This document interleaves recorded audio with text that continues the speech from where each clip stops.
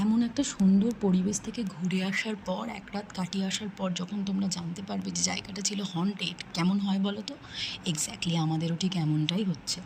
So hi hello everyone, আমি মৌ। আমার আরও একটি ছোট্ট ভিডিওতে সবাইকে ওয়েলকাম।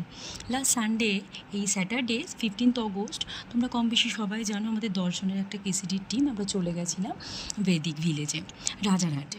তো ওটা ছিল কলকাতা থেকে নিয়ার অ্যাবাউট 27 কিলোমিটার্স, আর বসিরহাট থেকে ছিল 40 কিলোমিটার্স অ্যাপ্রক্স।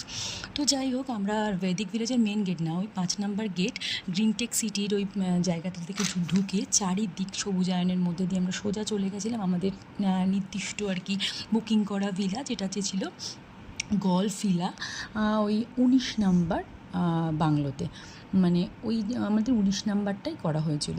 তো যাই হোক, আমরা ওখানে চলে যাওয়ার পর আমি তোমাদেরকে একটু রুম টুরটা দিই। নিচে ছিল একটা ঘর, কিচেন, আর ছিল ডাইনিং আর লিভিং স্পেস, আর ওপরে ছিল 2টো রুম, আর তার সাথে সুইমিং পুল, আর ছিল একটা গসিপ প্লেস বা সিকিউর প্লেস বলতে পারো। আমরা ওখানে গল্পগুজব সমস্ত আড্ডা ওখানেই করছিলাম।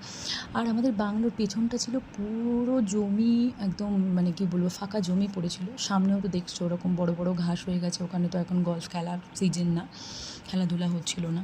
তো দিনের পরিবেশটা যতটাই সুন্দর ছিল, রাতটাও সুন্দরই ছিল, নো ডাউট। আলো টালো জ্বলছিল, চারিদিকে মানুষজন ছিল। কিন্তু কেন জানি না, আমার পরিচিত কিছু বন্ধুবান্ধব ঘুরে আসার পর, আমি একটাকে ভিডিও ছাড়ার পর তারা যখন আন্দাজ করতে পারে যে আমি ওই ভিলাতেই গেছিলাম, কোইন্সিডেন্টলি তারাও 19 নাম্বার ভিলাতেই ছিল।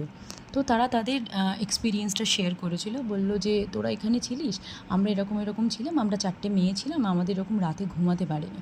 তাদের সেটা মনে হয়েছিল, কিন্তু সেটা আমাদের মনে হয়নি, সেই জন্য আমি ওটা শেয়ার করতে পারছি না। কিন্তু শুনে তো একটু ভয় লাগেই না, ওরকম একটা জায়গায় যে ভয় লাগাটা অস্বাভাবিক কিছু না। তো বেরিয়ে আসার পর যখন জানতে পারলাম, লিটারেলি আমাদেরও ভয় পেয়েছি আমরাও।